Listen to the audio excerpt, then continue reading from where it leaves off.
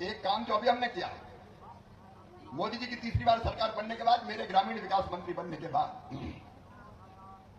सिलवानी विधानसभा में 7,500 मकान गरीबों के मकान बनाने के लिए हमने दिए 7,500, 7,600 कुछ दिए।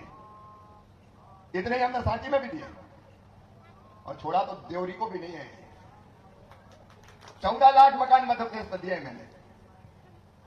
ये जो मकान दिए, इनकी किस्त डल गई क्या? जो अभी यहां सीओ जिला पंचायत का 4 दिन के पास है, किस्त डल गई सबकी। इनकी किस्त डल गई है, कोई दिक्कत नहीं आए, जैसे जैसे होते जाए और पैसा रिलीज करते जाओ, ताकि ये सब मकान बन जाए।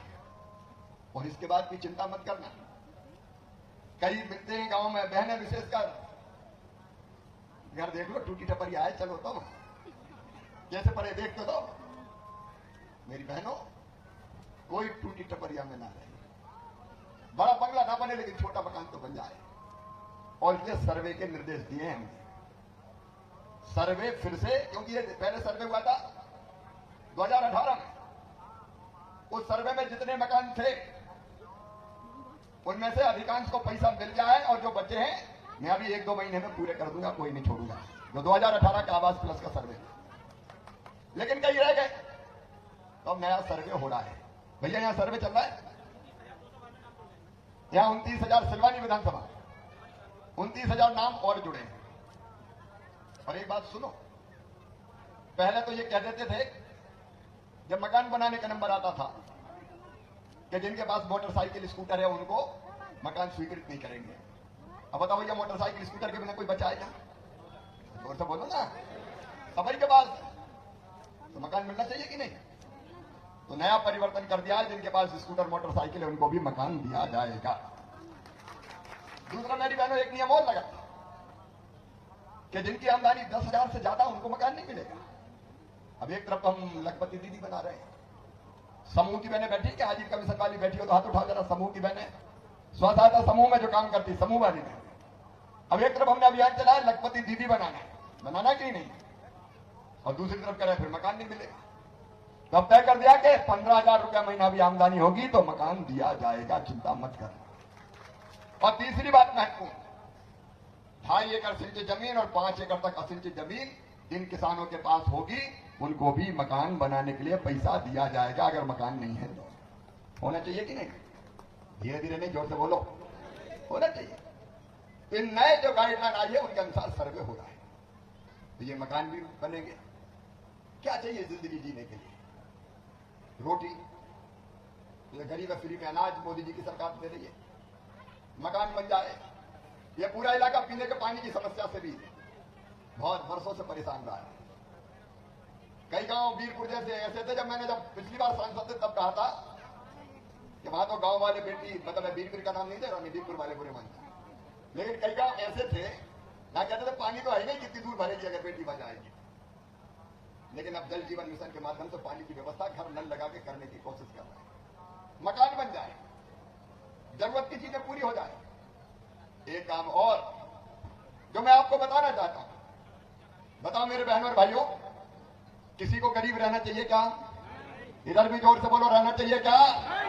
गरीब क्यों रहना चाहिए? कब तक आंसू बहाएं? कितने दिन हो गया देश को आजादी में? प्रधानमंत्री जी के नेतृत्व में 25 करोड़ लोग गरीबी रेखा के ऊपर उठे, और अब मैंने प्रधानमंत्री जी के नेतृत्व में यह तय किया ग्रामीण विकास मंत्री की हैसियत से हम गरीबी मुक्त गांव बनाएंगे, मतलब गांव में कोई गरीब ना रहे, गरीबी ना रहे। और ये कैसे होगा? कि मैं मजाक नहीं कर रहा। स्व सहायता समूह या बने हैं 10,000 का।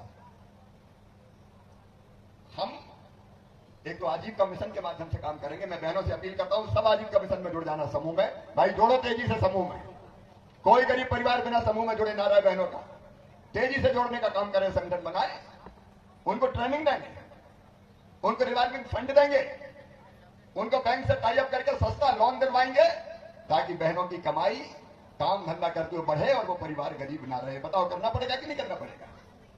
करना पड़ेगा कि नहीं? करना पड़ेगा। क्यों आंखों में आंसू रहे, क्यों हाथ पसारे?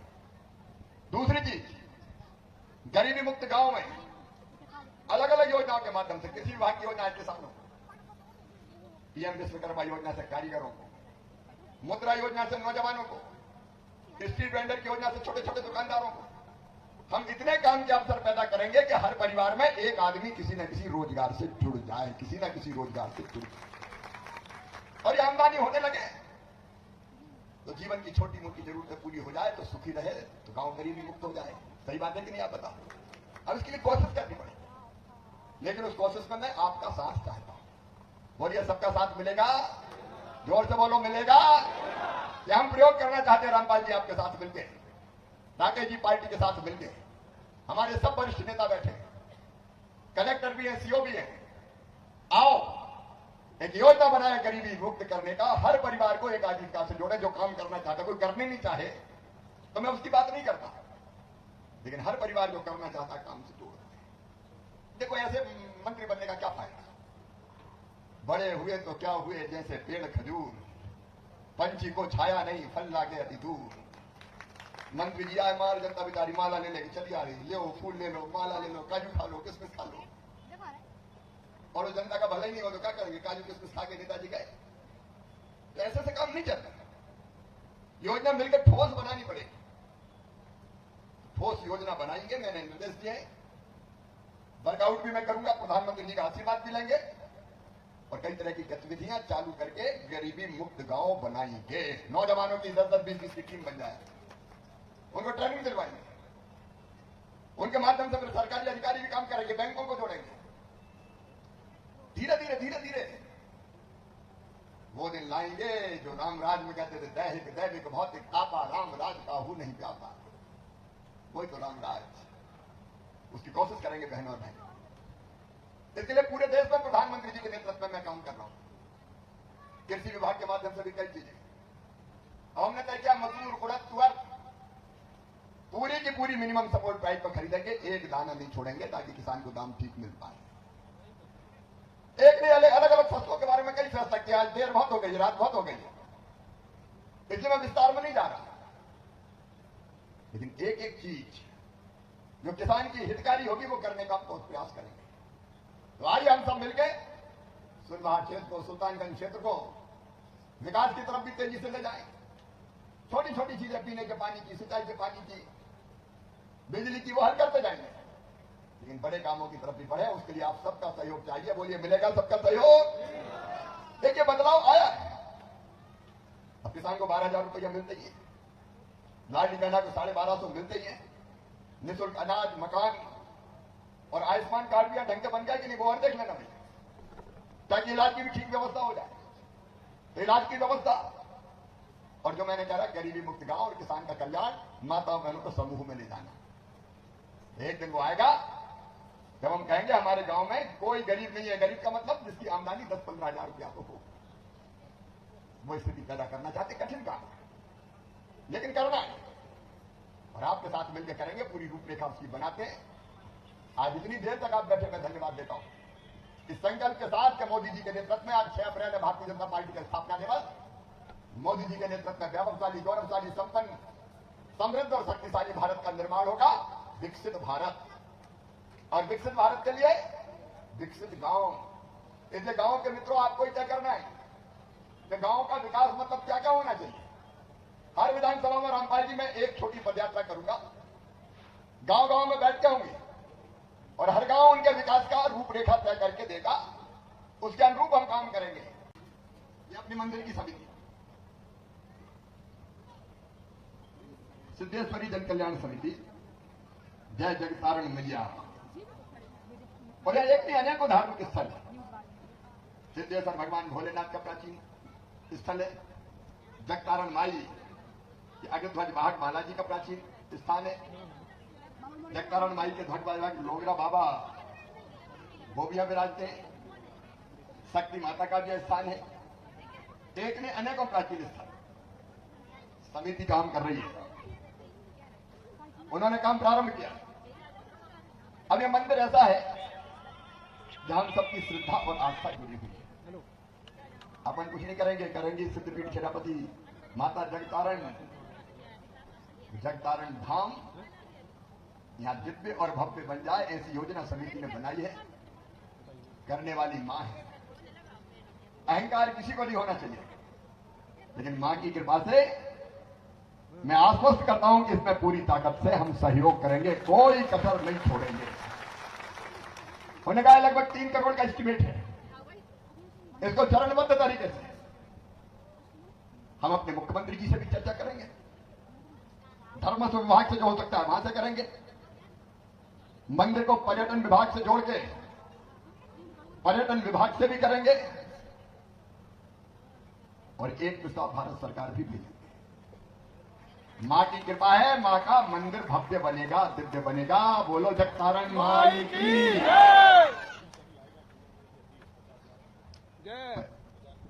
50 लाख तो हो ही गए। रामपाल जी और जोर लगाओ थोड़ा, सब होगा, चिंता मत करो। समिति के साथ बैठ के योजना बनाएंगे और मां की कृपा से यह सिद्ध स्थान अद्भुत बनेगा। बनाने वाली मां है, मां की इच्छा होगी तो होगा, और मां के भक्त इसमें कोई कसर नहीं छोड़ेंगे। तो मां का धाम भी बने और जनता का कल्याण भी हो जाए, जनता का कल्याण भी हो जाए। एक बात मैं अंतरात्मा से कहता हूं, भाषण नहीं दे रहा हूं, मन के भाव व्यक्त कर रहा हूं। भगवान की पूजा क्या है? देवी मां की असली पूजा क्या है? अगर बहन और बेटियों का भला कर दिया, उनकी बेहतर सेवा हो गई, उनकी जिंदगी बदल गई, तो देवी मां की पूजा हो गई। उससे बड़ी पूजा कोई नहीं हो सकती। गरीब का भला अगर हो गया, वो भी तो दीनदयाल है। दीनदयाल विरत संभारी, हरौ नाथ मम संकट हारी। दीनदयाल अगर गरीबों की, किसानों की सेवा हो गई, तो भगवान राम की पूजा हो गई। जनता की सेवा ही भगवान की पूजा है। और आइए एक एक करके सोचते हैं अपन, एक एक करके कौन कौन से काम किए जाए। एक बात है, यहां के किसानों की दिक्कत, सूखी खेती। सूखी खेती में कई बार जितना बोते हैं उतना भी नहीं निकलता। और जब रास्ते में आए रामपाल जी हिसाब से, जगह जगह बांध की डिमांड, जगह जगह। मेरे साथ आज अधिकारी भी है, जिले के कलेक्टर भी है, इरिगेशन विभाग के अधिकारी भी है। आज हमने बुला के उनको निर्देश दिया कि कहां कहां बांध बन सकता है, फिजिकली पूरा एक बार फिर से सर्वे करें। चरगवा जैसे बांध का सर्वे हो गया है, तत्काल प्रारंभ किए जाएंगे, उसमें देर नहीं करेंगे हम किसी भी कीमत पर। सरकार से बात करेंगे, राज्य सरकार से। लेकिन और भी कहीं, मैं एक एक बांध की बात नहीं करता, कई बांध होंगे। प्रस्ताव आए सुनवाहा के पास गुदरई नाला पर, कचराजोरी मोरा बांध, रामन टेका पार पुल के पास बांध, कोटी खो के पास डेरा बांध, मोया के पास टेड़िया नाले पर बांध, जिला सागर पड़गुल बक्सवा परियोजना में टिकारी सिंचाई परियोजना से लिफ्ट इरीगेशन की मांग।